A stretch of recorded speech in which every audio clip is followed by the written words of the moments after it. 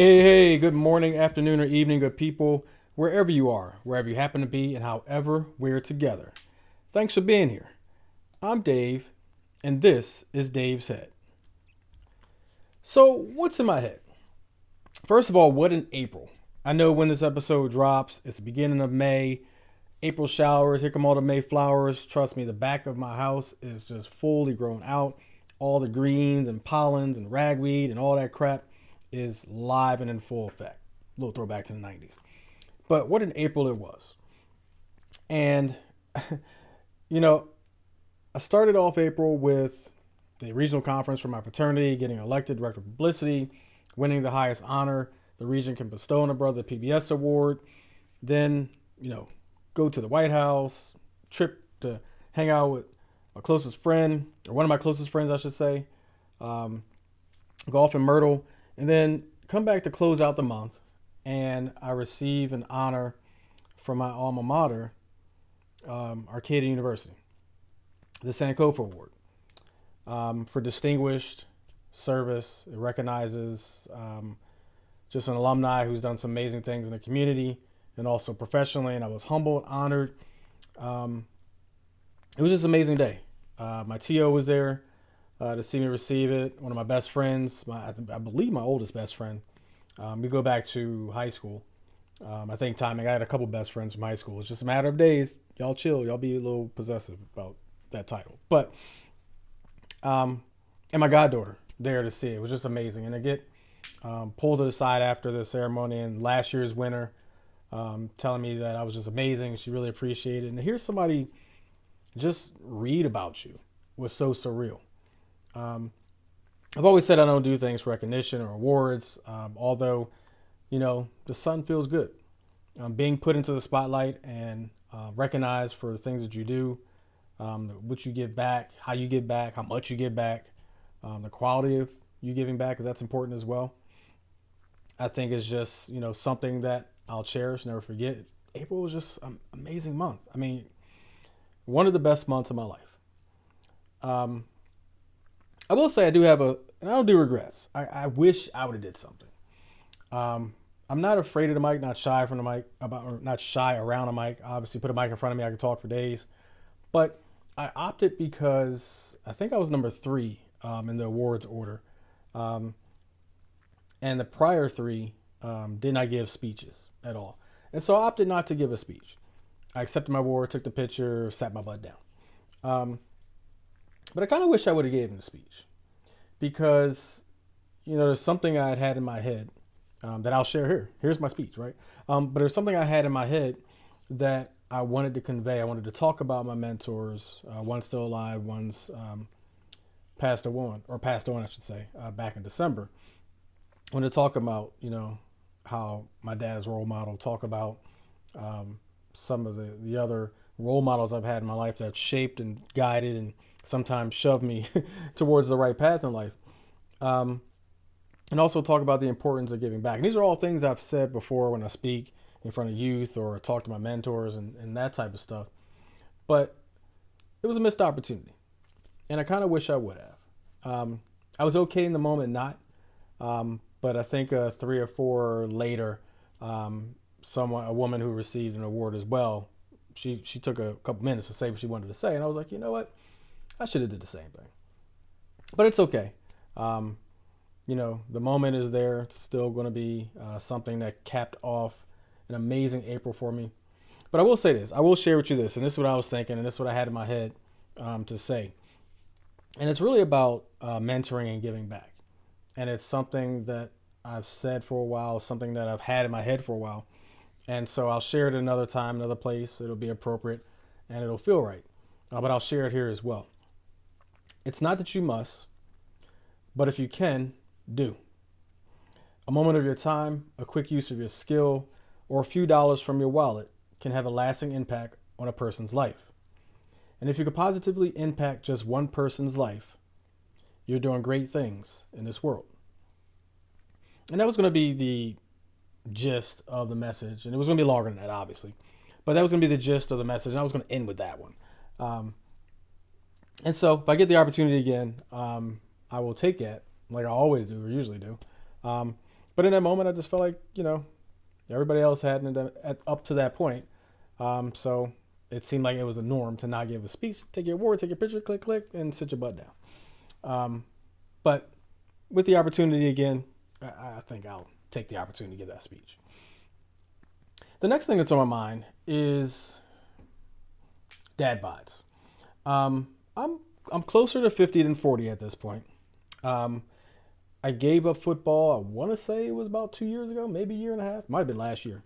Time has been flying. So much has been going on. I really have lost concepts of when different events in my life have taken place. Some of them, not all of them. And giving up football is something I don't really think about because I love football. I miss football. But I went from playing, 1 to 2 days a week. Some of those days, especially the weekend days, playing 2, 3, maybe even 4 games. If not back to back, very close to back to back to back to back. And also running and working out. And I stopped running because I had that foot injury I had. Some of you may remember from last year. It was becoming harder and harder to run because my flare-ups were happening. It's painful. Let me tell you. I know I'm not a woman. I know I can't give birth, but it felt like I was giving birth to my foot. But it's becoming harder and harder to maintain the physique that I'm used to having. And, I enjoy my meals. I'm sitting, tacos, burgers, steaks. I'm sitting at my desk more, working, multiple organizations. I'm working and getting things done. But I'm also driving to places, taking plane rides, going to restaurants, a lot of sitting. And so I've stated before that I work out and stay active because I'm holding off that dad bod for as long as I possibly can. To me, it's important. I think it's an indication of health for the most part that you're in a physical shape, that you feel good, that your body produces blood work and physical tests and all these things that are positive for a long, healthy life. But it's getting harder and harder.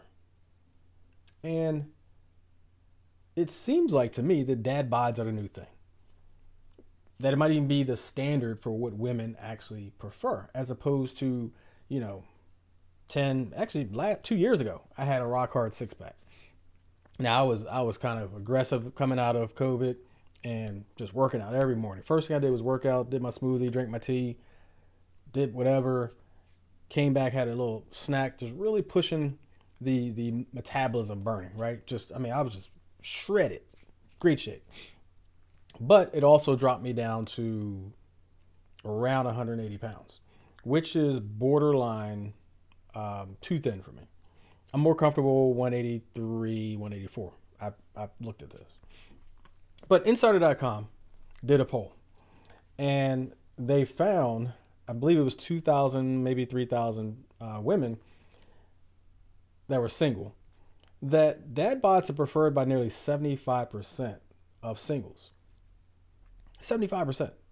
Meaning if your choice is dad bods and 6-pack, muscular, 5% body fat men, you're taking them off a little pudge, a little squeeze, not obese, let's make it clear, not obese, but, overweight, maybe a little bit. Maybe just a little smudge of, Pillsbury Doughboy. Can't even do it. Can't even get that high. But 75% of singles say they prefer dad bods to 6-pack rock hard men. Some studies even suggest, by the way, that those who are considered overweight, again, overweight but not obese. So this is on the BMI level. So between 25 and 29.9. I don't know who came up with this, by the way. I've always been overweight for like 15, 20 years now. Another topic for another day.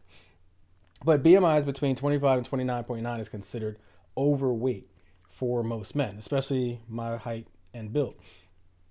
But they found that it looks like those who are considered slightly overweight or overweight in that BMI range live longer than those that are considered healthy, those that are considered underweight, and those that are considered obese as far as BMI is concerned. And it gets you to thinking, right? Maybe I should be okay with the dad bod. Maybe I should be okay with, you can kind of feel a 6-pack down, under there, but you can't really see it. Right? nice core, strong abs, but got a little layer of fat over there, buddy. Maybe I should be okay with that. Now, listen, I'm never gonna be okay with the saggy chest. Like, listen, I'm never gonna be okay walking around with A cups or B cups or A. Listen, I don't know the measurements. I'm never gonna be okay with saggy titties. I said it. Saggy titties, not gonna be me. But maybe I should start being okay with not having a six pack. Yeah, I don't know. I don't know if I can do it. I'm working on accepting that I don't have the time and energy to work out the way I know I should and can, by the way, to maintain a more lower body fat, six pack showing body. But I can make the time. I can put forward the effort to do so. And so ultimately, it comes down to whether or not I put forward the effort, use the energy, eat the way I need to eat, drink the water and other things I need to consume to have the physique that I prefer. And if not, then I've got to be okay with the dad bod. We'll see.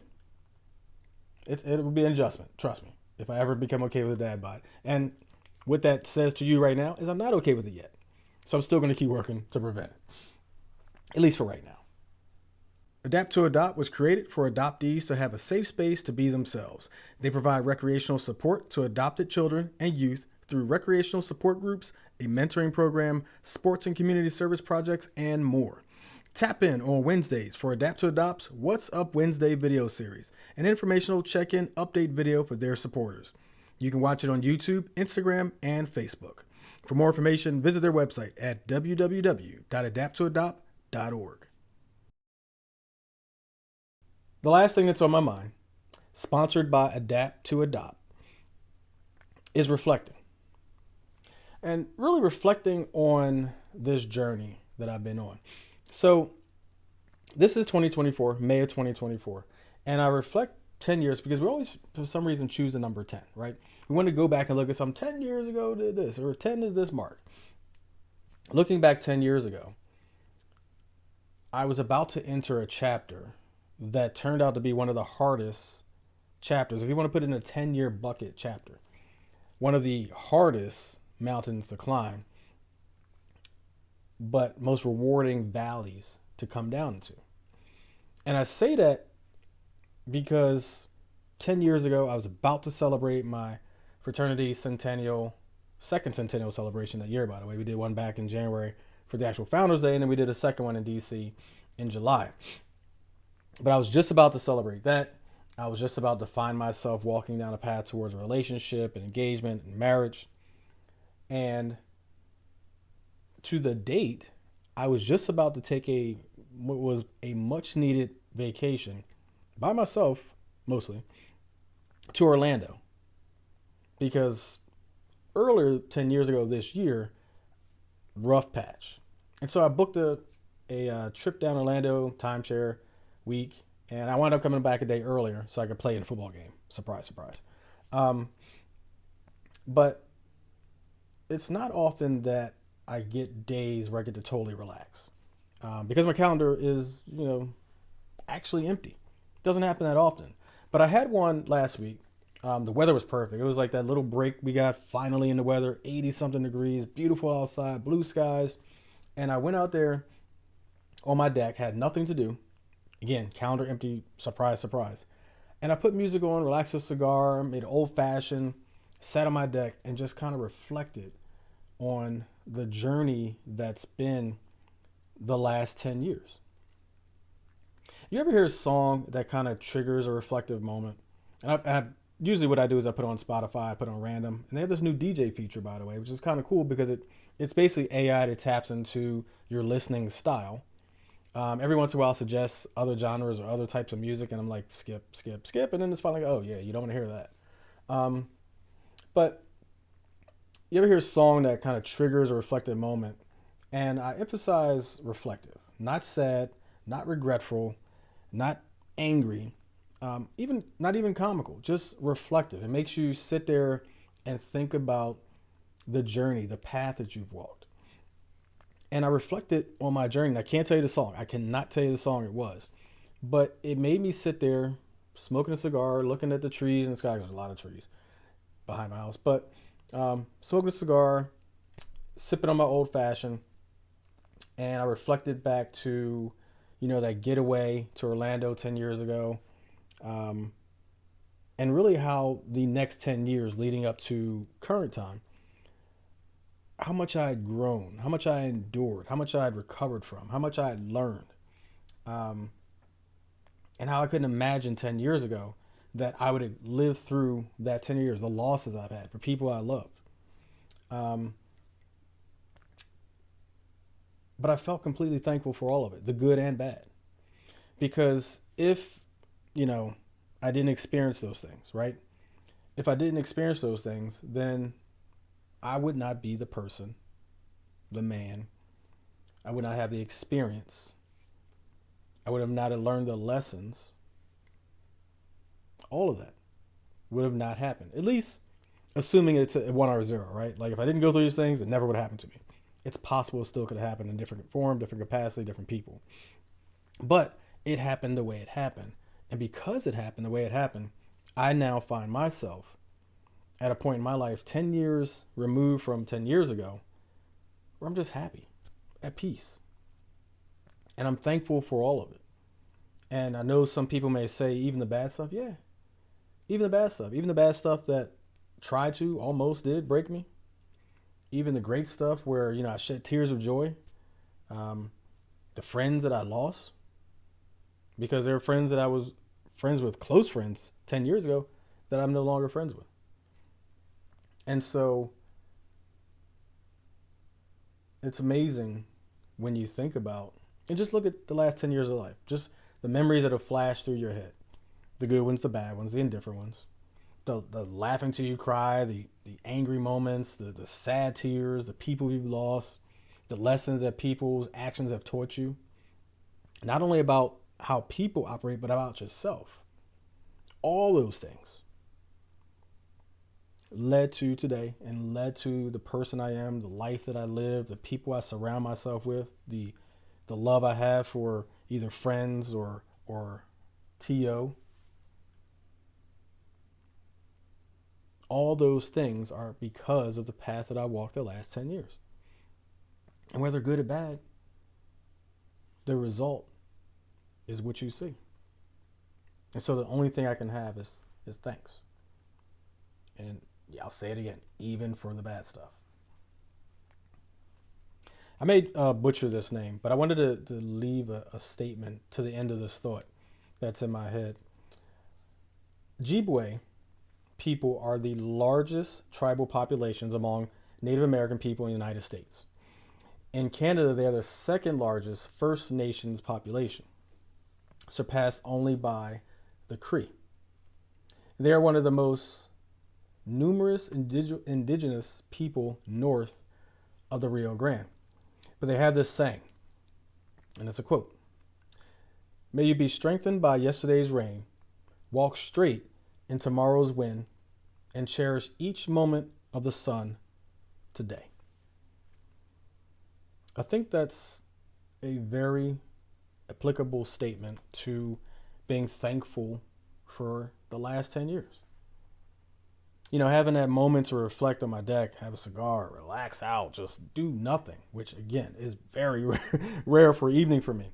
But having that opportunity really allowed me to reflect on the last 10 years, the rain that strengthened me, the wind that I had to walk through, and all the sun that I was able to receive and relax in the last 10 years, all those ups and downs. And you find yourself here happy, just happy. And that's okay. Matter of fact, it's amazing. That's what's in my head.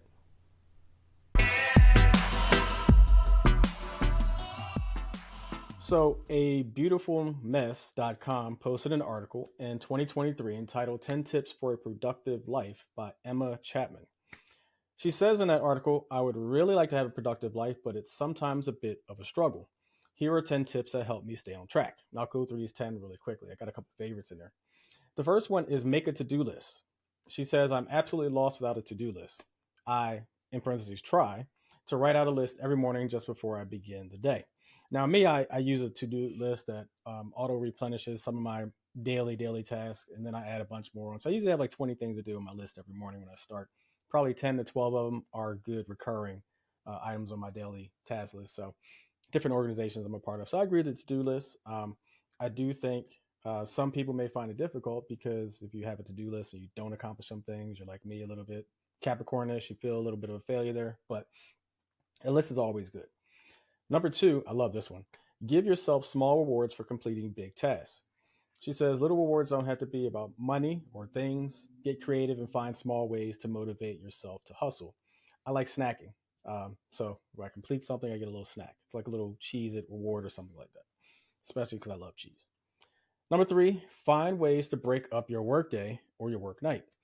She says it's good to break up tasks that take a long time or that are physically demanding in any way. Also, if you're like me and you sit a lot in order to work, make sure you build in a few stretch breaks into your day. Told you I like snacks. Got to get them from downstairs. I try not to bring them up, although I have this weird addiction to pretzel rides. So I keep a huge container of pretzel rides in my office. And I kind of just reach over and grab those. It's weird. I don't get it. Number 4, avoid addictive time wasting activities. Big problem here. Facebook can be a trap, she says. Smartphone or internet games can also get super addictive. Avoid these when you're trying to get something done. It's okay to need a mental break, but don't get sucked in. Now, I do have a very active social life. So, between podcasts and work and organizations I'm a part of, I'm spending a lot of time either communicating with organizations or posting or commenting, reacting to social media. Kind of get caught into that sometimes. A big problem doing this. I'm working on it because I look up and I've wasted a half an hour and I still got these other things to do. So, can get addictive. So, great advice there. Number 5, she says, get as much done as early in the day as you can. Before I read her thing, I have a habit of trying to get up first thing in the morning before I even brush teeth, get coal out of my eyes, all that stuff, and I try to work out. That's what I try to do. I'd say I'm about 75% successful doing that. It's the 25% that really bothers me because usually if I don't get up right away, I have to find time to squeeze in my workouts during the day or I miss it altogether, which I don't like doing. Case in point today, literally before I'm recording this, I worked out about a half an hour ago, jumped in the shower, was ready to go, and then none of my devices would work. So I was a little flustered about 5 minutes ago. But she says, I have a hard time getting up in the morning, but I've noticed that when I do get up and get rolling on my to-do list for the day, I already feel so accomplished by 9 or 10 in the morning that I feel confident about the rest of my day. And so case in point, when I work out first thing in the morning, I just feel supercharged the rest of the day. I can get a ton of things done, hopefully to exhaustion because me and late night stand up late, I need my sleep. So hopefully by getting up in the morning, it gets that pattern started. 21 days makes a habit, they say. I'm working on like day 4 right now because I broke my habit the other day. Number 6, she says, tackle the really tough to do first. She says, I find that I'll often leave a really tough or a bummer to do at the bottom of my list for days and days longer than it should have been there. And it's just looming over me the whole time. Just do it. Makes sense. If you have something that you know takes 2 hours and you have like 5 things that take 5 minutes, it's easy to say, let me knock out the 5-minute things. But if you get that one big thing done, now you just got these couple 5-minute things to do. Makes total sense. Number 7, love this one. Showcase your success. This is a motivation fuel for the future, she says. It's okay to feel super pumped and proud when you complete a tough goal or finish a super long to-do list. Tell your significant other. Instagram finished project. Call your mom. Pump your fist, she says. Celebrate because you did it. It's okay to pat yourself on the back, especially for some more complicated things in life. Number 8, she says, tell someone your goals. Now, this goes all towards accountability partners, which I'm 100% for. She says, now that they're your accountability partner, boom. I don't know about you, but I'm way more likely to finish a goal if I've told someone else about it. This can be as public as you like. You can tell your sister a personal goal, or you can start a monthly blog series, which I actually kind of like that idea. I never thought about that, where you share your goals for the month. Next to last one, before I bring in my guests, be realistic. She says we all need breaks. This is why I take my vacations, by the way. Plan to come back to difficult or frustrating tasks later. Sometimes things don't come together like we hoped. Sometimes the task turns out to be way more physically demanding than we thought. Be honest with yourself. Take a break if you need to. Now, I'll give you true stories about my day. Not to say this has been a rough day, but I've kind of been out of sorts with the way I kind of operate my day. I didn't get up and work out right away. I kind of jumped right into work. I kind of jumped into this. I kind of struggled to get back to work out, blah, blah, blah. But part of my working out is I actually didn't finish it because I realized when I went to go do my workout that I hadn't eaten yet. I had my tea because I always have my tea. I don't live without my tea. I have to have my tea. But I hadn't eaten anything of substance yet. So I got about three-quarters of the way through my workout and I realized I am operating on fuel tank reserves right now. I got nothing else left. And so I cut my workout short, went to go eat something. But you got to be realistic. I felt that in my body. You got to listen to your body. You got to listen to your mind. If your eyes are tired, your mind's tired, you're not going to be productive anyway. Last one, she says, make goal setting a habit. 21 days makes a habit, right? Find what works for you and don't worry if it feels weird or even scares you a little at first. It will start to feel like a normal part of your daily life eventually. And you'll start to feel weird if you miss it. It'll become a habit, much like brushing your teeth, and I hope we all brush our teeth every day. So check out the article on abeautifulmess.com. It was posted back in 2023, 10 Tips for a Productive Life by Emma Chapman. Now, I'm talking about productivity because I'm very, very excited to get into productivity. My guest for this episode, Emily Guerra. And let me tell you a little bit about her. She's a productivity life coach, the creator of the productivity flow. Her mission is to empower self-employed women to overcome mindset barriers so they can effectively boost their productivity and reach their fullest potential. Through her blogs and freebies, interesting to find about those, one-on-one coaching programs and online courses, Emily unites lessons she learned from therapy with the trials and errors of working for herself from home to offer realistic and sustainable ways to boost productivity and a positive frame of mind. With that said, welcome to Dave Said Emily. How's it going? It's going good. Thanks so much. I really loved that article, honestly. I feel like that captured so many great tips. Yeah, especially like the list because, like I said, I'm a list fiend. I use Microsoft to do, so Yeah. I have a bunch of recurring tasks. No matter what, every single day they're sitting there waiting for me. Um, I'm big on process and organization, so you know when I'm not Yeah. organized, I feel off. And so before we started Yeah. recording, before anybody on the podcast sees this or hears this, yeah, I was a little flustered because nothing worked when I sat down to start this interview. I'm like, it's 2:01. I don't like being late for anything. So yeah, I did give an intro for you to my audience, but as I always do with my guests, I like them to introduce themselves. So before we get started, tell the audience who you are, what you do, and what you're about. Yeah, for sure. So I am the founder and creator of the Productivity Flow, which is my one on one coaching business.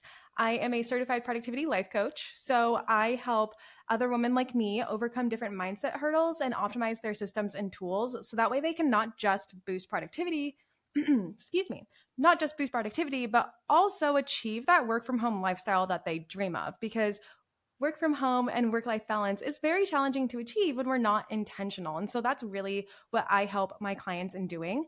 And I have been coaching for over a year now and started my business straight out of college, which has been quite a wild ride, but it's been the best ride as well. So I feel like I totally understand the trials and errors of entrepreneurship, of working for yourself, and of working from home. And I love being like a guide on the side for people. That's just truly my passion. Okay, and talk about if you could to start out how the pandemic started your journey and how what was your mindset along that journey to get you to where you are today. That's a great question. So, I actually graduated from university in 2020. So, right at the start of the pandemic. So, I graduated straight into lockdown. I had two jobs lined up post grad, but both of them I lost. And then I ended up moving across the country and in with family just to save some money and figure out my next steps. So, in order to start actually making money and grow in my independence, I just started freelancing out social media services just because it felt like a natural fit. I grew up with social media, it felt very easy to do. So a lot of my clientele became entrepreneurs. And I realized through working with all of these entrepreneurs that so many of them lacked work life balance. And so many of them were constantly on a grind to get more done in less time, but they weren't necessarily worried about how to do that. They were more worried about the output. And to me, that very much felt like a misaligned understanding of what being productive is. And so I started coaching my freelance social media clients in how to actually boost productivity with the systems and workflows that we were working in together, and then also just in their business, mindset, vision, routine, goals, all of that fun stuff. And one of my clients said that I helped him so much that he really suggested I start a coaching business from it. So I took that idea and I ran with it and I created the productivity flow. Very nice. It's interesting when you hear stories about the paths that people took that started during the pandemic, whether it's a side hustle, a full on business that, they left their 9 to 5 or left their consulting business and started a brand new one just from the pandemic, and things that changed so much during the pandemic because we realized a whole different way of living is Mm-hmm. possible during the pandemic. So it's pretty cool. Pretty cool story. You touched Thank you. on work Yeah, life I balance. definitely. Oh, no, good. Yep. Sorry, I totally interrupted you there. But I was just going to say, I definitely noticed an uptick in entrepreneurship ever since COVID. I feel like so many Hmm. people that I just know from either through my work or personally really dove into the entrepreneurship world when the pandemic Yeah. happened, me included. So I totally agree with you there. Yeah, I love the story. So I actually started my podcast because of the pandemic, believe it or not. There was There so we go. much misinformation, fear, people not understanding what was happening in the world. And so the original concept, my podcast, was just really to get positive and factual information out there to an audience that was not begging for that information, but really seemed like they needed that information. And it's kind of just taken off from there. It went from talking about finance was our first episode. We talked about criminal justice system. We talked about planning because all these things became pretty relevant and in your face during the pandemic. Yeah. Um, and it Oh, spread from yeah. there. It spread from there so much. We talk about anything and everything now. I But you, love that. You just let it evolve. exactly, exactly. But you touched on work life balance, which I could use a Hmm. bunch of tutoring on sometimes. But why is that so important? And more importantly, why is it so important when you work from home, as a lot of us have shifted to doing after the pandemic? Yeah, I mean, work life balance is really about living a healthy lifestyle at the end of the day. And it's about avoiding burnout and making sure that the day to day grind doesn't completely tear you apart, to be honest. Because, especially as entrepreneurs, and especially when we work from home and we don't have those boundaries naturally set in place, such as leaving your home to go to the office, for example, or coming back home after the office, you clearly have that separation of space, right? But when you work from home, you don't have that separation. You have to create that separation, and that does not come naturally. And in order for us to actually feel balanced day in and day out, it's really about being intentional with those kind of choices and learning, okay, what is it that's honestly making me feel really overwhelmed right now? That's making me feel like I wake up in the morning and I just like get anxiety because of how much I have to do. Like, we don't want that feeling. That's not a natural feeling. And so we want it to be more like, let's get up in the morning and let's tackle whatever we can and then let's put it away and let's enjoy our personal life. And like having that balance is really the essence, I think, of having a foundational mental health cycle and of really learning about routines and how you work personally. Yeah, I will say I've worked from home probably with the exception of 2, maybe 3 years out of the last 15 years. Hmm. So 13 of those 15 years I've probably worked from home. Um, I don't miss the commute, but I love to drive, if that makes sense. So there's a difference Hmm. between driving casually, driving just because it's a nice sunny Yeah. warm day versus sitting in traffic for an hour and a half for a 30-minute Yeah, ride. Um, and exactly. so on that note, I haven't even left my house since Saturday, I think it is. Just because there's no reason for me to go anywhere. I went food shopping, actually Sunday. I went food shopping Sunday. I meal prepped for the week. I didn't have anywhere to go. Today I may Yeah. go out just because had a package delivered to my mailbox. But when you're in the house for so long, as can be the case, if you don't have a family or you don't have responsibilities outside the house, you can sit in your house for an entire week and just be highly productive as a work from home person, shower, shave, all that stuff that you do. Work out if you have equipment at home. You can do everything at home. And I think we discovered that a lot, especially during the pandemic, that, we don't have to pay for gym memberships. We don't have to even go grocery shopping if we want to. DoorDash and all the other delivery services now. And even the supermarkets themselves offer their own delivery services. So, but being in that ecosystem constantly over and over, day after day, you can put yourself into a bit of a rut or feel stagnant. So, for someone who may find themselves in that position where they're just home, whether it's by choice or by chance, and they feel in a rut, how do they get unstuck? How do they move forward in life from a productivity standpoint? That's a great question because I feel like, especially post COVID, a lot of us can feel really stuck because a lot of us also didn't necessarily choose work from home. A lot of us were kind of forced into it, right? And a lot of these companies just decided, okay, now we're going to be hybrid. Now it's you don't have an option, but you have to go in a couple days and you have to stay home a couple days, or we're just fully remote and that's it. So that lack of choice can sometimes feel like you don't have any control, right? But you actually do have more control than you think. And if you do choose to work from home, the control really lays in how you work from home. And so, the number one thing that I would definitely recommend is to get outside for breaks during the day. I think for me, I love going out and taking 2 walks a day. That just gets me outside, gets me out of my apartment in a different headspace. It has me move my body and it just changes up my environment. And then when I get back into my apartment, into the work grind, I feel refreshed. I feel like, okay, I just had my little break. I was outside a little bit. I got some sunshine and now I am diving back in. So that's number one. Number two, I also really love scheduling my hobbies. So I decide, you know what, I am going to paint after work, which I'm not a great painter, but I find it very fun? And so it's just like kind of like a relaxing thing for me. And so I decided, okay, on Wednesdays at 6 o'clock, I am going to paint. So that way I can make sure. And what I do is I then like bring my paint set outside and just really try to make it outside of my apartment, even if it's a very easy hobby that I could do at home. It's about being intentional and making that choice to actually step outside of your apartment or your home and making sure that you feel the effects of whatever environment you are around. No, that makes sense. And I would say I probably could use that a little more. With, like I said, I try to work out almost every day. Usually, what Yeah. I try to do, I'm about 75% accurate with it or effective with it. As soon as I wake up, let's go work out. Doesn't happen every day. Nothing happens every day. But I picked up a guitar last year and I paid for a program that has an annual subscription. And I did the Nice. lessons, probably the first 2 chapters, 3 chapters, whatever they're segments, whatever they're called. And I haven't touched the guitar since.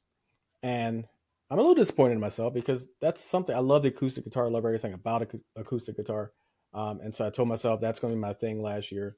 And last year came and went, and I'm no better. I'm probably actually worse because I have to start over now. But something like planning my time, planning my walks. And I used to go running, especially once it gets warm. I used to go for a nice little run. It's like a mile and a quarter run, Mhm. but it's very terrain full, up and down. So it feels a lot more than a mile and a quarter. But had a little foot injury last year, kind of got away from that. So I'm trying to get Mhm. back to that. But walking twice a day. I mean, there's plenty of places to walk around my house, but I Mhm. didn't think about that. Just getting up, taking a 5 minute walk, taking a 10 minute walk, and coming back. Um, that's No, something I yeah, think. exactly. I think it's really about making it simple. Making it as simple, as easy to do as possible. My motto is 1%. Just 1% adaptions, 1% changes. If you can do 1% every single day, pretty soon you'll be at 100%, right? And so, what's that 1% change and commitment that you can make? Maybe it is going outside. Maybe it is scheduling coffee or lunch or breakfast with a friend. Maybe it's about, just taking your dog out to the dog park or just doing small, small actions that are good for you and that will put a smile on your face and will boost your energy and will make you feel 10 times more productive when you come back.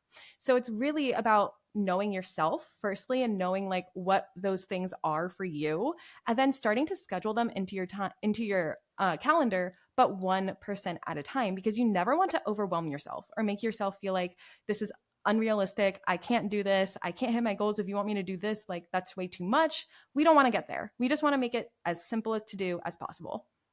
Yeah, I'm raising my hand because I'm the Capricorn who tries to do all 100% at once. That's just who I am. But I take your point and I heed your point because it's a great point. Small bites. Nobody wants to eat a steak in one big mouthful, and I love my steaks. So I'm going to savor every bite, and eventually I'll get the whole thing eaten. Yeah, Um, exactly. you And mentioned I do think. So sorry. I just love Mhm. what you said. Like, I'm raising my hand right here because that's totally me. I go all in. Like, I feel like that's most of us, Mm. honestly. We are kind of like the all or nothing. Like, let's either do it great, do it perfectly, or if I can't do it perfectly, I'm not going to do it at all. Yeah. And that's like perfection is the enemy of good Mm. and it's the enemy of progress, Mhm. really. So we don't want to focus on perfection or doing it however you think of it as perfectly. We just want to focus on doing, Yeah. you know? So that shift in perspective, I think, is also really important. Yeah, and I did mention I'm a Capricorn, right? So telling the Capricorn not to strive for perfection is like telling us not to wake up in the morning. But very very good point. It's ask many any Capricorn, you will probably tell you it's something we struggle with the most out of everything. Is trying to do everything the right way, the perfect way, the first time, and get done and move on to the next thing. It's just one of our characteristics, you know. It's just who we are. But we do Hmm. learn lessons, and we figure out pretty quickly over the course of many, many years that we cannot do things perfect every time, and that we will make mistakes and we won't get everything finished, and all the different ways that you can't be perfect. It takes us a while to adjust to that, though. As it does everyone. Yeah, and not that these two topics relate, because perfectionism I don't think is a mental health issue, but it does state or lean to a mental mindset.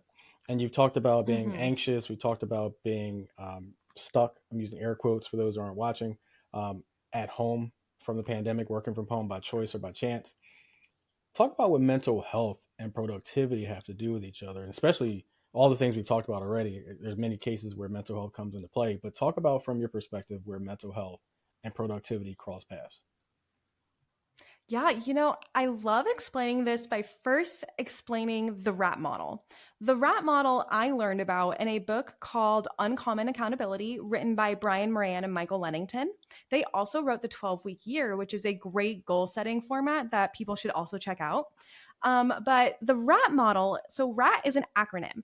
R stands for results, A stands for action, and T stands for thinking. So the model states that our results come from our actions and our actions come from our thinking. So in reality, our results come from our thinking. So that right there really embodies why our mindset and our mental health and our mental state kind of impacts our productivity. Because if we are in a disempowered mental state, then we're going to act in a disempowering way and we're not going to act to our fullest potential.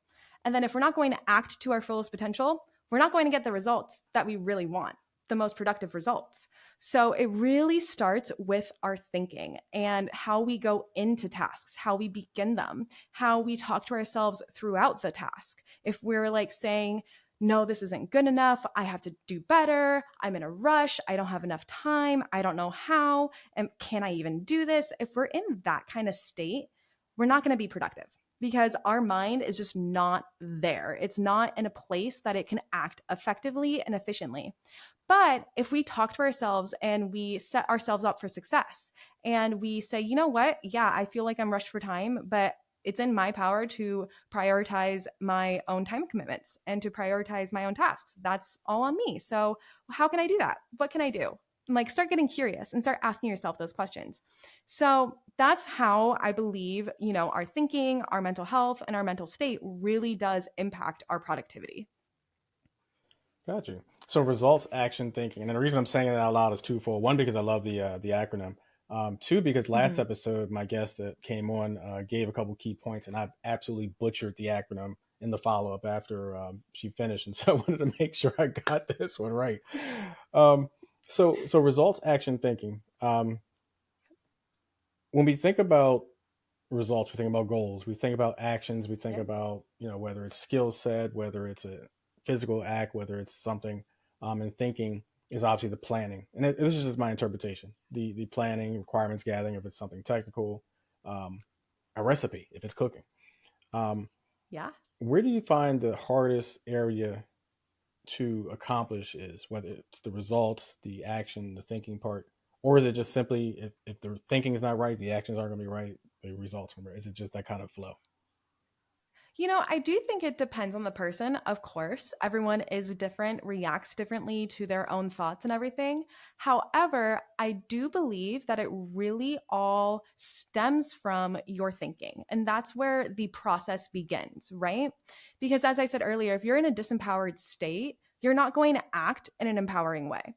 And if you're not going to act in an empowering way, your results are not going to be what you want them to be. So if you find yourself in a position that you're just like, how did I get here? What? Like, this is not where I wanted to be or how I wanted to be right now. Like, what happened? Work backwards and figure out what actions led you there. And then figure out what thoughts led you to your actions. And that can really help you understand where you need to work on your personal development the most, because then you have this awareness of, oh, you know what? I felt the most hiccups right here. I maybe didn't notice it in the moment, but now that I'm taking the second to reflect and to analyze how I got to this point, I'm realizing it's really like my actions were not aligned with my thoughts. Like I knew I could do it, but I didn't act that way. So that's a little funny. Like, let me figure out like if I'm just not listening to myself, if I'm not actually enacting my plan that I thought out, or if I really don't want the results that I'm going for. So it gives you that chance to analyze what it is and the process that you took to get there. Yeah, we do those retrospective exercises in the corporate world, and it's more related to, you had a sprint or you had a PI planning or something like that. And after you get to a milestone, you do retrospective looks at yourself. Do you Yep, find that that actually works on the individual level, that people have the capacity and absolutely. desire to do retrospective looking at themselves? Absolutely, because I always say awareness is power. And you can feel that power and you feel more empowered when you gain awareness, especially when it's about yourself. Because oftentimes we don't really analyze ourselves. We don't take a second to check in and to wonder how we tick. And learning that about ourselves actually gives us a lot more power to act in a way that aligns with how we work. And so, on the individual level, I find it to be incredibly empowering. And that's why I love coaching, honestly. Yeah, that makes sense. You talked about some of the things you do from a productivity side. Talk about Mhm. time management, because I'm imagining one of the keys to successful productivity is managing your time. So, what are your favorite time management strategies to get high levels of productivity, get more done in less time? Either combination of the two. Yeah, for sure. So I have two that are my absolute favorite that I also just love coaching people in. Number one is actually energy management. We don't often think about our energy when we think about our time, right? But if we are really tired all of a sudden, and like let's say it's 3 o'clock in the afternoon, you've been working since like 9 a.m. and you didn't really take too many breaks, and so now you're feeling really drained and you just know that 3 p.m. is when you kind of start hitting the wall and you do not function as effectively. That's honestly me, which is why I'm using that as an example. So, because I know that about myself, though, I can make sure that I do my bigger tasks that take a lot more energy when I have more energy. So, in the morning. And so, you're more able to align your tasks and whatever you have going on with your energy. So, making sure that when your energy fluctuates and you're at a high, you're doing the most in your day. And when your energy starts dipping, you're doing more easier things throughout the day. So I find that energy management piece to be a large missing piece of the puzzle for so many people because we don't think about our energy as something that we can manage. So that's number one. Number two is time blocking. I love time blocking. I time block for quite literally everything I do. I always use my cube timers right here because they have a bunch of different times on the side. You just flip it over. It's so easy to use.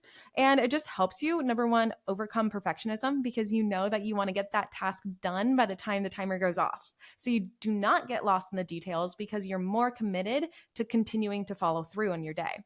So that's number one. Number two, it also just helps you actually know what you have time for and what you do not have time for. So if you have, let's say, 30 things on your to do list and you outline, okay, this is going to take 15 minutes, this will probably take me an hour, this will probably take me 45 minutes, and you continue going, you can then actually outline your day hour by hour and you have a plan to follow through to.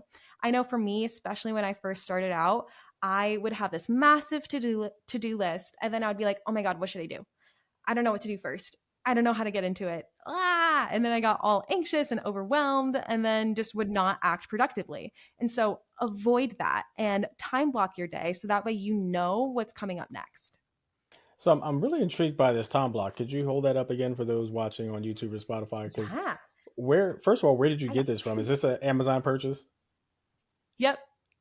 There's a ton on Amazon. Okay. I am not sure what brand this is, but if you just search cube timers, you'll find so many. And I always love getting a set.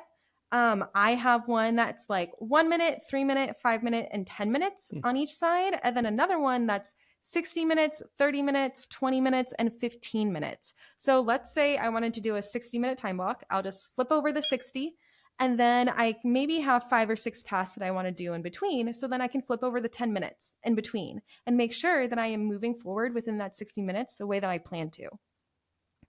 Yeah, you know where that most would be beneficial for me. So literally last night, I'm working on a couple different things, and I tell myself, yeah, I want to be out of the office by 7:30, and 7:30 comes and goes, and I don't even notice it's coming and going because I look up now and it's 7:47, and I'm like, oh, okay, you know what? Let's do 8:15. 8:15 comes around, it's 8:14. I'm like, I'm not done yet. Let's do 8:45, and that's kind of where I get stuck. I think I got out of the office 8:30 ish last night, 8:45 somewhere around there. But my original intention was 7 o'clock, so that would be something that's very beneficial. Or I could take my iPhone and just do a countdown timer. But You um, could totally just take your iPhone. I love doing the cube timers to avoid distractions yeah, because we can so easily get lost into the notifications, the texts, the social hmm media that we have on our phone. So that's why I love using the cube timers. And I think an important note also is when that timer goes off, and let's say you did not finish the task or you still have a little bit left to do and you feel the need to just keep working, I always ask myself, okay, if if I keep working, will this actually change the outcome? Is this going to make a big difference if I keep working, if I do 15, 20 more minutes? If it's not going to make that big of a difference, move on. Let it go because that's just perfectionism talking. But if it seriously is going to make a genuine big difference, then of course, finish what you set out to do. But it's about also asking yourself that question and taking the pause and analyzing. Yeah, I literally continued because I don't like starting things and not finishing them. And so I gotta get this done. Just gonna get this one thing done. And then I realized, oh, I can do this too, forgetting about the time constraint that was self-imposed. I didn't have anything else to do last night, but except relax, which now I'm taking away from my relaxed time. But yeah, I like that. Plus, it looks like it's something that's soft, not too hard. I can toss in the air and play around with it like a stress ball. Oh, So, totally. They're so light. And hmm also, like, if you have kids, kids love them.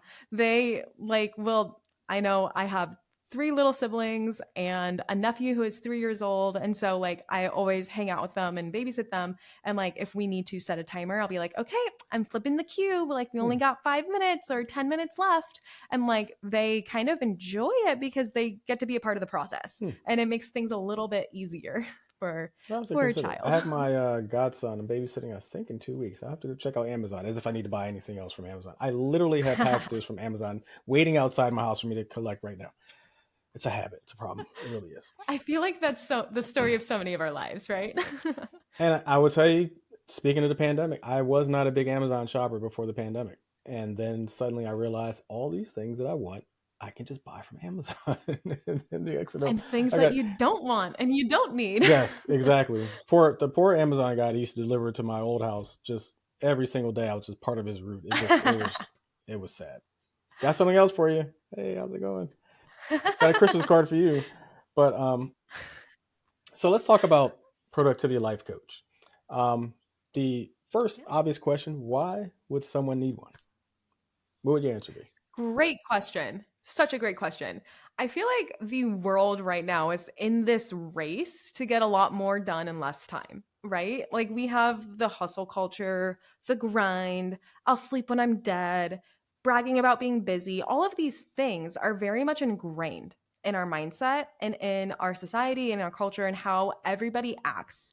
And it also measures our success in a way, right? Like people brag about being busy because it means that they're doing a lot and they must be successful and all this stuff. But in reality, being busy is not being productive because you may not be moving towards your goals. You may not be hitting your priorities. And so, if you are unsure if you have been moving forward, if you don't know if you've been moving forward in the right direction or in the healthiest way, if you are looking for greater work life balance, if you're trying to gain better control over your self talk and your mindset as you're deep in work, and if you want to optimize your routine, all of these are reasons why you should be hiring a productivity life coach. I also love to point out that a lot of people know what a productivity coach is. A lot of people know what a life coach is. Not a lot of people know what a productivity life coach is. So I work on meshing the two. I work on helping you overcome whatever mindset hurdles are really prevalent for you right now, as well as optimizing your systems, your routines, your workflows, your tools to make sure that both are working for you and not against you.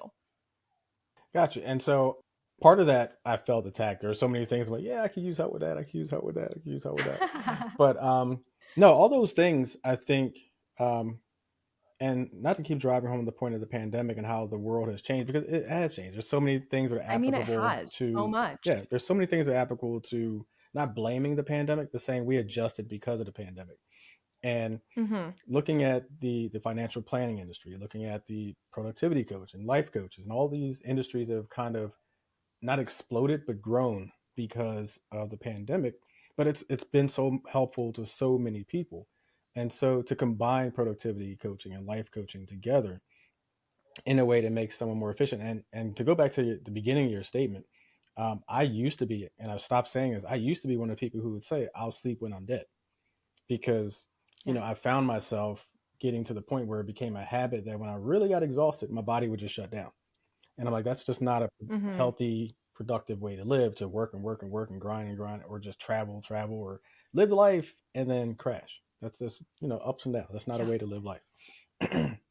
But talk about the productivity flow, your system, and what's the biggest impact you think? And not to sum it up into one big impactful thing, but what's the biggest impact that you think could be for someone who does use your program? Yeah, so the productivity flow is my coaching business, and I actually have two coaching programs within it. One of them I call AAA, which is awareness, action, and awareness. So that way we just move forward. So it spends 3 months focusing on building awareness, it spends 3 months on focusing on building action, and then it spends 3 months focusing on building accountability. So, those things are all really needed in order to improve both your mindset and your productivity. And it's one of my more long term programs.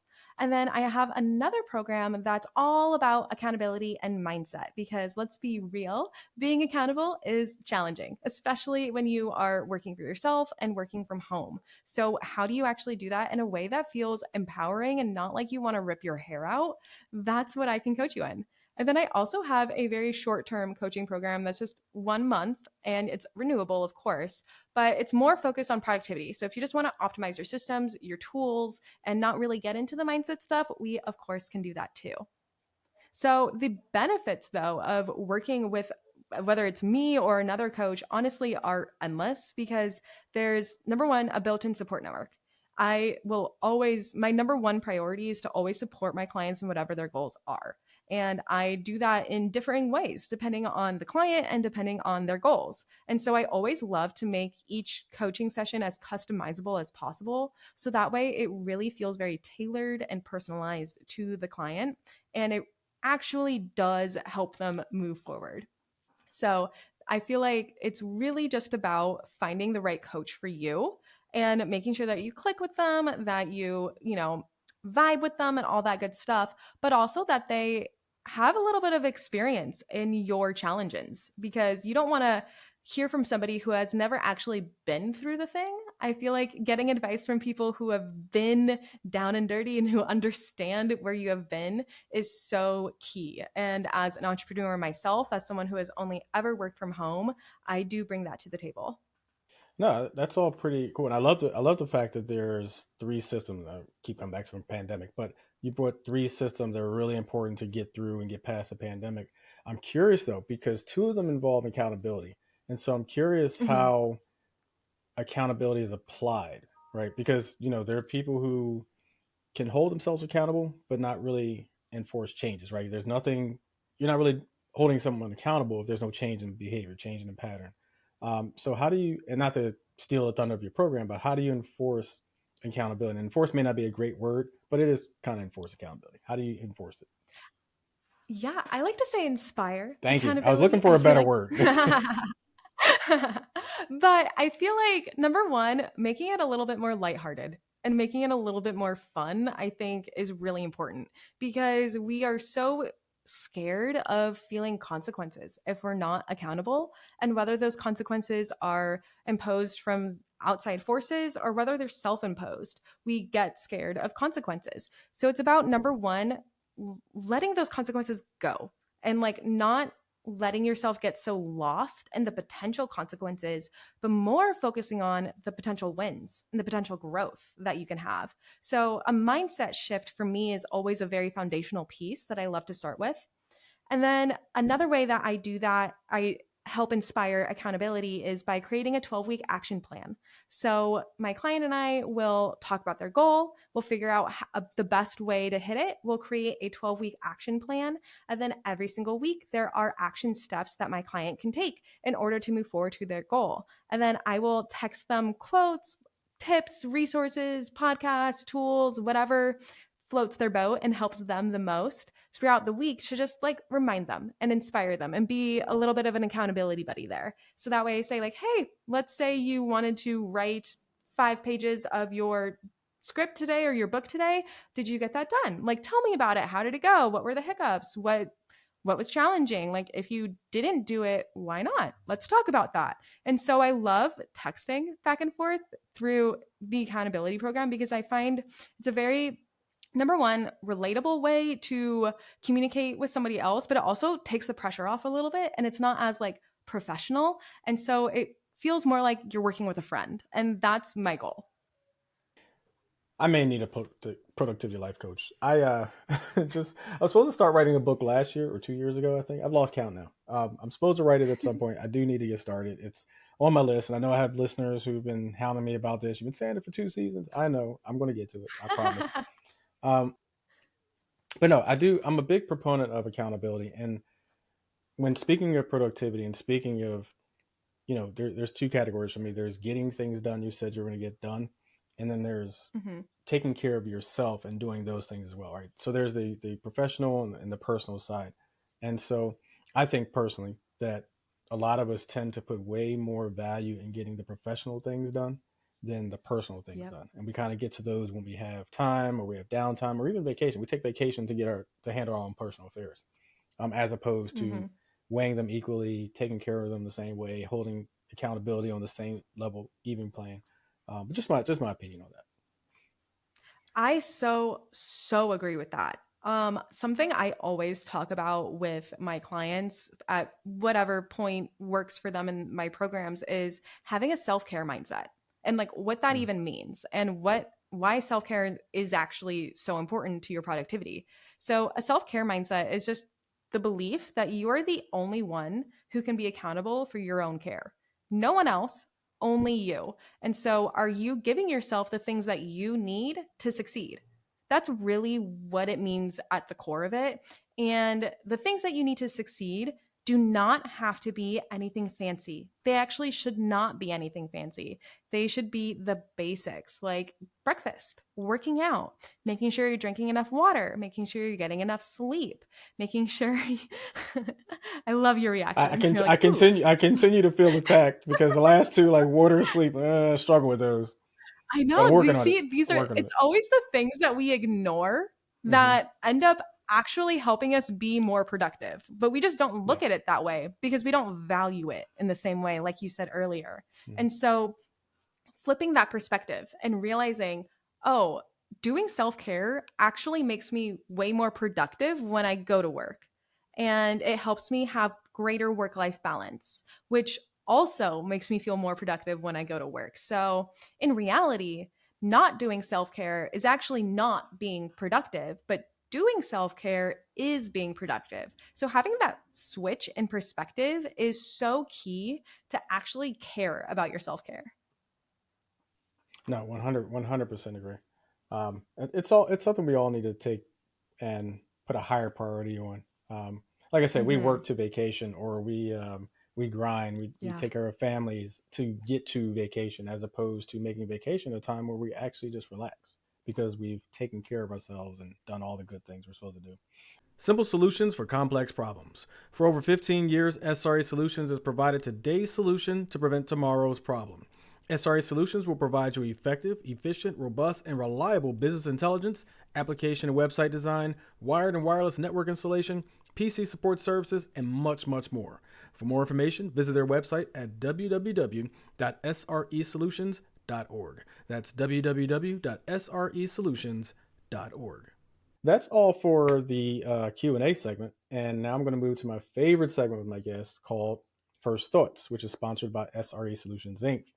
First Thoughts, for those who are joining the first time watching on YouTube, Spotify, or listening on your favorite podcast player. As I always say, I'm thankful that you're here, but shame that it took you here to get so long. Something like that. I butchered the whole thing. Shame. Glad you're here, for shame something. I actually just forgot my catchphrase, but it's okay. We're not going to dwell on perfection right here. I'm glad you're here. Hey, welcome. Um, Ex- so, Emily, the way First Thoughts works, because I've never butchered that segment before. The way First Thoughts works is I offer a word or a phrase to my guests. Now, obviously, I don't make them privy to this because that would ruin the idea of First Thoughts. So, Exactly. after that mess, Emily, are you ready for First Thoughts? I am. And that was the best mess ever. Very authentic. I loved it. That is a first. I've never butchered that intro before. That's new. Hey, but overcoming perfectionism, I think it's a But we're rolling. sign. We're rolling. It is. It's growth. I've grown today. Thank you, Emily. So, my first thought is productivity and AI. What's your first thought? Very helpful. I think I Okay. use AI like ChatGPT and all that a good amount. I think if it's used in the correct way, it can save loads of time. And honestly, it can save a lot of mental energy too. Hmm. Okay. Yeah, I've ramped up the last, say, 6 months my AI usage, and so many different Hmm. things. I'm part of so many organizations, so a lot of it's social media based or podcast based, or just productivity with regards to like graphics, that type of stuff. But yeah, it's Yeah. And it's. I think there's a lot of different ways to use it Mhm. that we don't naturally think about. For example, my dog started limping the other day and I had no idea why. So I asked ChatGPT, what are all the reasons that my dog could be limping? She does not seem to be in pain. And like it helped me out. And it was better than Google because Google was telling me that my dog probably had cancer or Oh all of Lord. these crazy things that I'm hoping my dog doesn't have, but ChatGPT at least like helps me kind of narrow it down. So we can use it beyond professional life too. And I think that's like, and Zoom it or Riverside agrees with the thumbs up right there. Riverside But agrees. That's a first. I've never seen that before. I didn't know that. Can I do that too? Let's see. I didn't know Nah. I could do it. I feel like Yeah. whenever we try it, it doesn't work, but it's Yeah. only when we're just talking. Yeah. No. Not Spotify. What's it called? I'm butchering everything today. It's called WhatsApp. I know WhatsApp does that. Where you can put a Oh, it thumbs up. does? I didn't even know that. I learned that, and you can do a heart too, which I did that accidentally. I was like shaving, and I made the shape of a heart somehow, but WhatsApp turned it into, yeah, a whole thing. That's hilarious. We've gotten way off track. I know. All right. So, first thought is vacation mindset. What's your first thought? I love a vacation mindset. My first thought is to bring it home with you to work. And how do you do that? I love that you brought this up. So, a vacation mindset to me is really about number one, letting work go while you're on vacation. That's number one.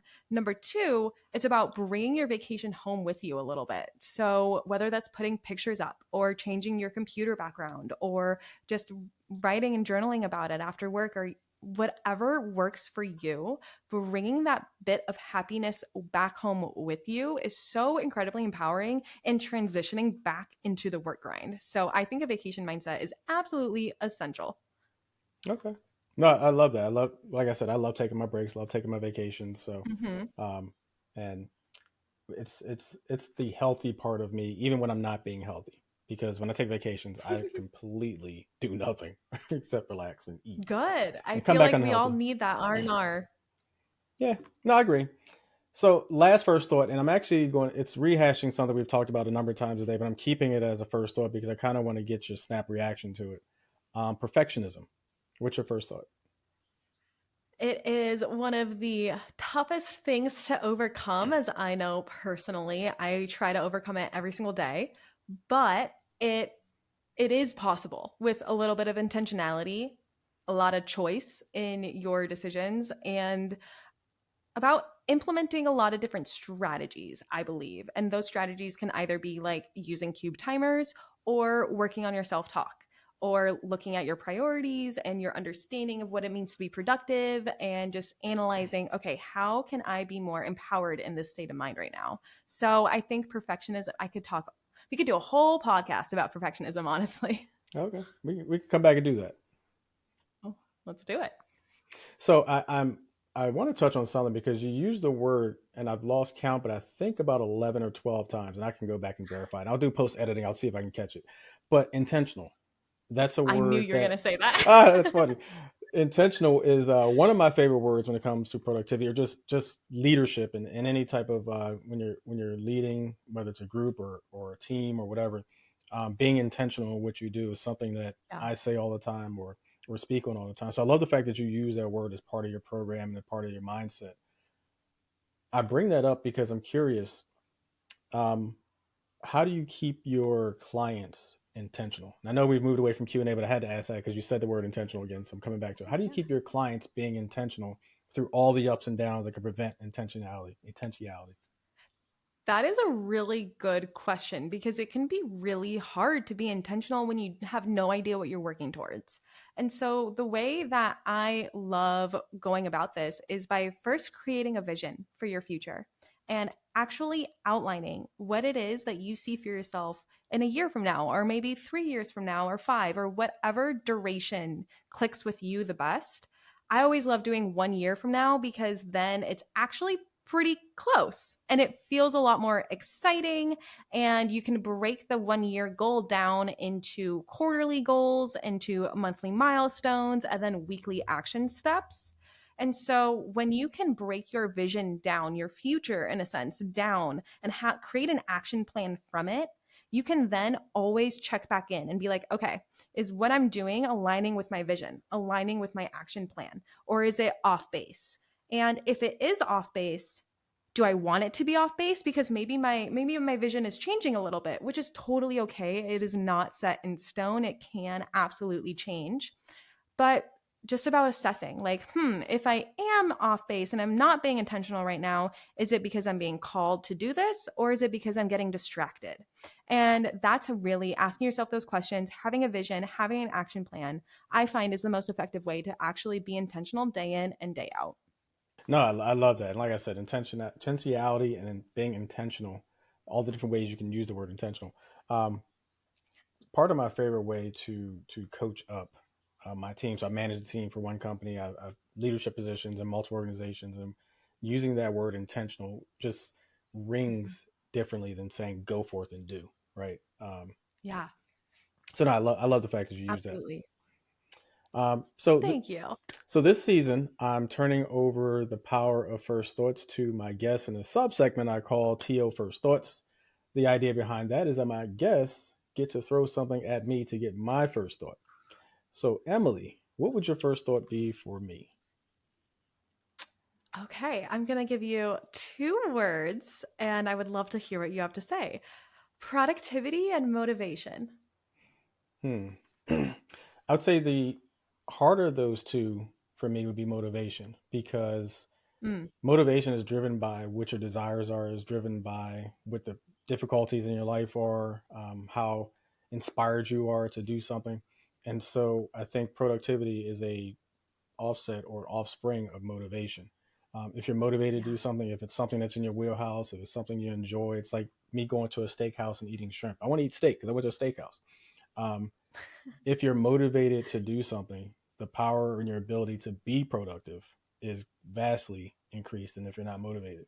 And I think sometimes, and especially keep coming back to the pandemic, I think our motivational levels dropped a little bit with the pandemic, sitting around, not being able to go anywhere, not working out like we used to, especially a lot of people physically who had gym memberships.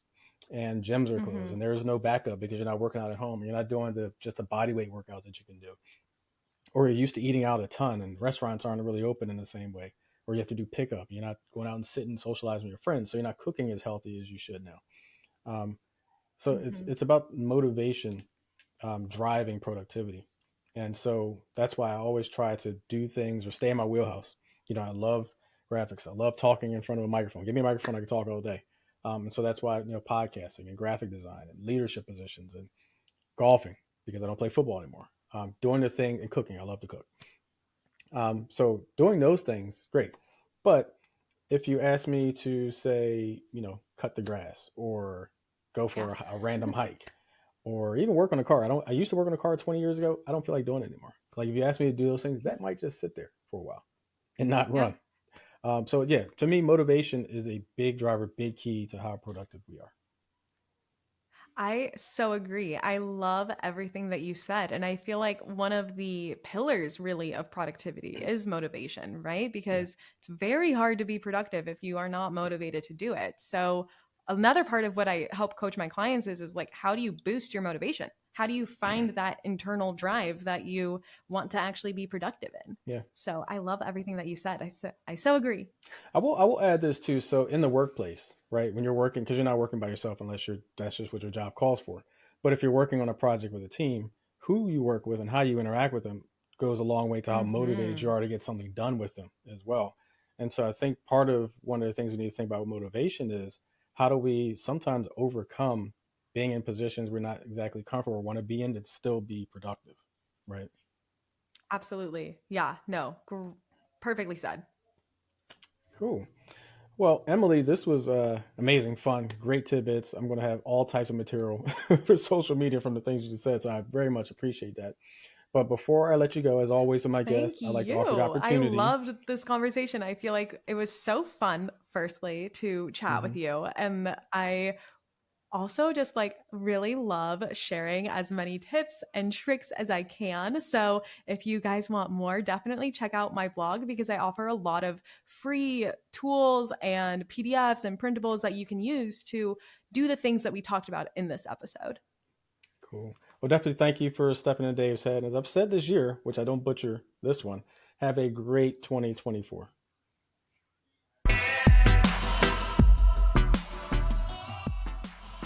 My favorite segment of my podcast is my GRIN, which stands for Great Reason to Be in Love with Now. Mindful.org published an article, How to Practice Gratitude. They say practicing gratitude has incredible effects, from improving our mental health to boosting our relationships with others. And they offer 10 ways that you can show gratitude. I'll go through them. Number one, they say keep a gratitude journal. Interesting. Establish a daily practice in which you remind yourself of the gifts, grace, benefits, and good things you enjoy. Recalling moments of gratitude associated with ordinary events, your personal attributes, or valued people in your life gives you the potential to interweave a sustainable theme of gratefulness into your life. I get that. By writing down different things, you can flash a memory and remind yourself of what you're grateful for. I get that one. Number two, I was surprised it was so high on the list, but I do agree with it. Remember the bad. They say to be grateful in your current state, it is helpful to remember the hard times that you once experienced. When you remember how difficult life used to be and how far you have come, you get, or you set, up an explicit contrast in your mind. And this contrast is fertile ground for gratefulness. I talked about this in my opening. I would not be where I am, the lessons I now have a learned environment or a thought process on, if I didn't go through those things. If I didn't go through that tough climb, I would not have that comfortable valley to come back down to. Completely agree with that one. Number three, they say ask yourself 3 questions. Meditate on your relationships with parents, friends, siblings, work, associates, children, and partners using these 3 questions. Number 1, what have I received from blank? Them, we'll say them for this part. Number 2, what have I given to them?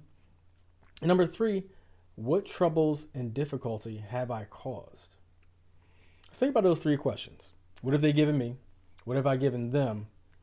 And what ownership am I assigning myself? What responsibility am I taking for things I've caused?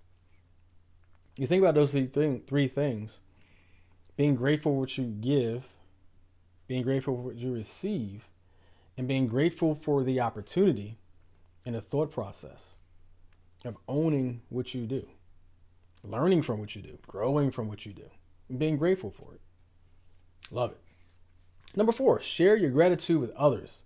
I think it's amazing, and I'll read what they say, but I think it's amazing to do that, to share. You also find out how many people don't exactly have your back when you do that. But research has found that expressing gratitude can strengthen relationships, or it can reveal that some relationships aren't as strong. So next time your partner, friend, or family member does something you appreciate, be sure to let them know. Now, how could that possibly go wrong, you might ask? Because I talked about the negative side of that. You're finding out what your relationships are really about. Some people take offense to the most randomest things. You let them know you appreciate them, and they turn it around on you. Or you give them something, and they don't like taking gifts. I don't want anything from anybody. Now, not to harp on the negatives, but obviously the positive side of this is that, someone did something for you, and you appreciate it, so you show them. Who doesn't want to do that? Who doesn't want to have someone say, thank you? Thank you. Goes a long way. Number 5, come to your senses. Not exactly what you think. Through your senses, the ability to touch, see, smell, taste, and hear, we gain an appreciation of what it means to be human and what an incredible miracle it is to be alive. So, what comes to mind for me is I want to skydive one day. That will literally hit every single sense. I would like to scuba dive too, although I know that's one of those things where you can really get hurt or die from that. Bungee jumping. Going to a beach. I'll be in a beach in 2.5 weeks or something like that. Barbecuing, cooking, my passion. Those things all say I'm alive. I'm doing what I love. I'm taking an adventurous risk. Although I do want a motorcycle, but I think I might lean towards a 3-wheeler after a conversation I had last weekend, which might go over easier with my family. We'll see. But that would be hitting all the senses, reminding you, hey, there's a heartbeat in here. I'm alive. I'm thankful. I'm grateful to be alive. Number 6, they say use visual reminders. Because the 2 primary obstacles to gratefulness are forgetfulness and a lack of mindful awareness. Visual reminders can serve as cues to trigger thoughts of gratitude. Oftentimes, the best visual reminders are other people. What does that mean? Being around someone you haven't seen in a while, making time for them, to spend time with them. A visual reminder of how much you appreciate them, how grateful you are that they're in your life. Now, I don't see all of my closest friends that often. I don't see all my family that often.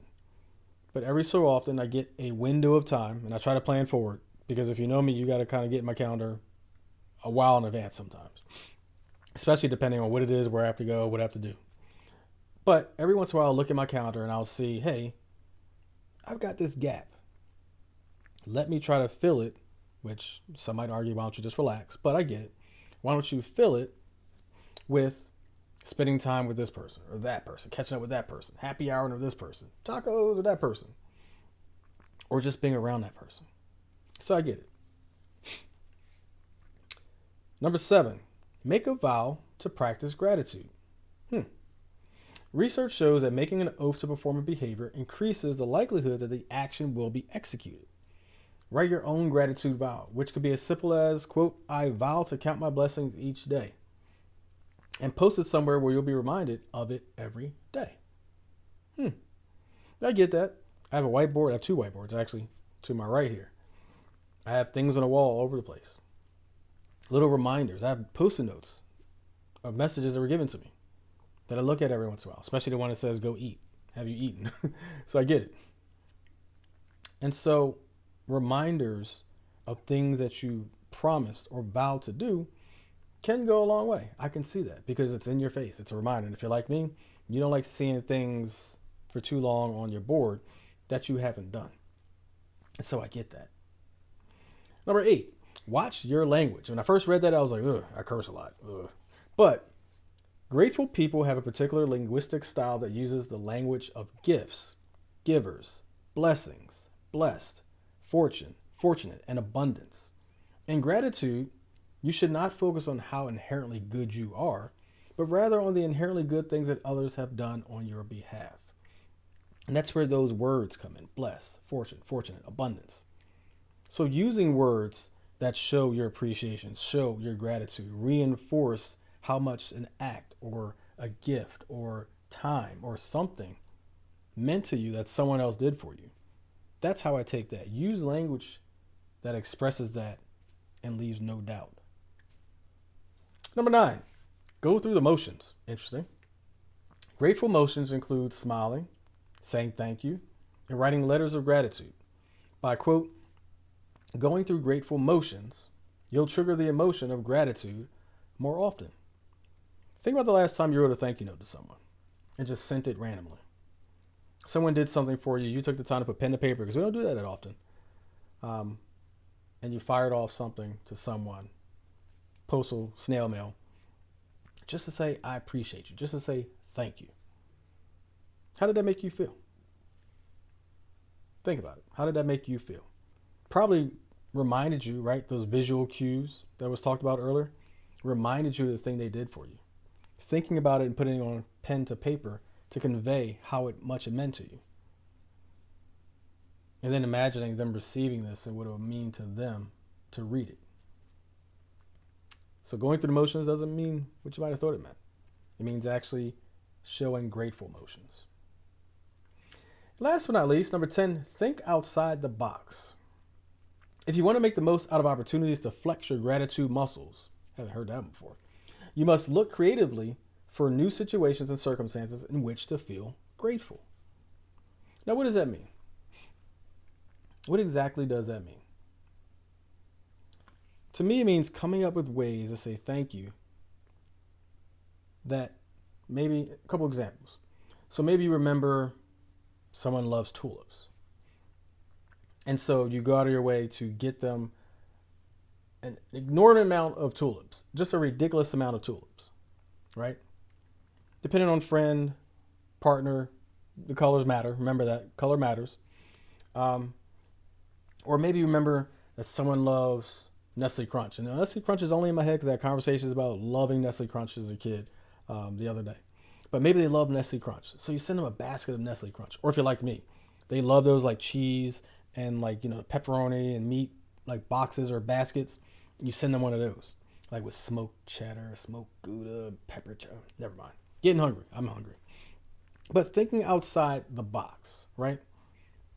Doing something that's meaningful in the way you say thank you and show gratitude, because you're choosing to do so in a way creatively that targets something that someone absolutely loves or cherishes.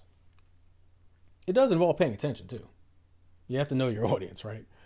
But understanding your audience, understanding what their passion is, understanding what their love is, and understanding their positive triggers, and doing something or creating something or buying something and having it sent or giving something in a way that says, wow, first of all, you pay attention to me. Second of all, you know exactly what I love.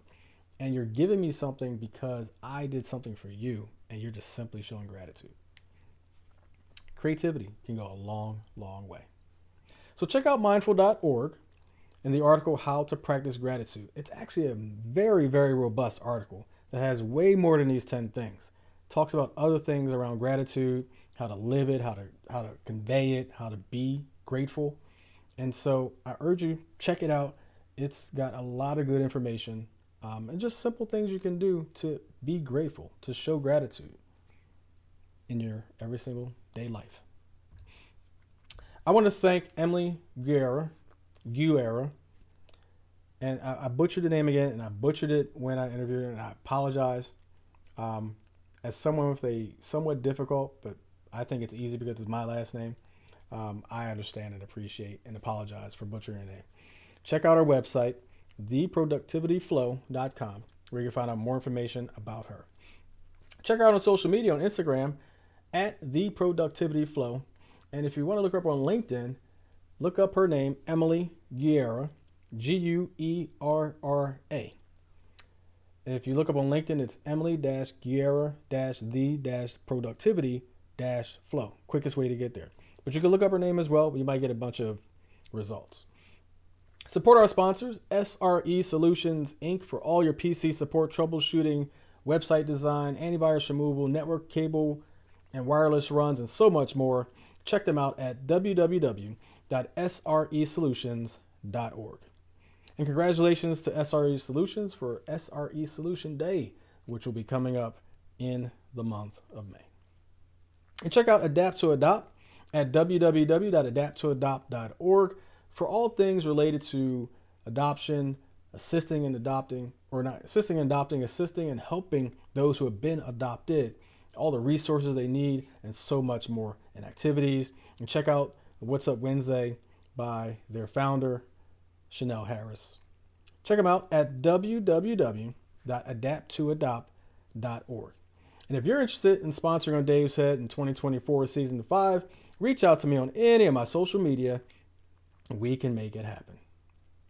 Lastly, this season, I said I'm going to leave you with a quote to cap each season. As gratitude has been an overriding theme of this episode, I want to leave you with this quote by William Arthur Ward. The quote is this: "Gratitude can transform common days into Thanksgivings, turn routine jobs into joy, and change ordinary opportunities into blessings." That's by William Arthur Ward. Be grateful for the good you have in your life. Be grateful for the bad you've endured and survived and grown from. And be grateful for every tomorrow that you get. So Sankofa, productivity, and gratitude. All great reasons to be in love with now. That's all for this episode of Dave's Head. New episodes released on the second and fourth Friday of the month. For all things Dave's Head, check out our website at daveshead.card.co. Subscribe to watch new episodes on YouTube or Spotify video, or to listen via your preferred podcast player, go to anchor.fm/Dave's Head Pod. Thank you for watching or listening. As always, enjoy life, because life should be fun. Take care.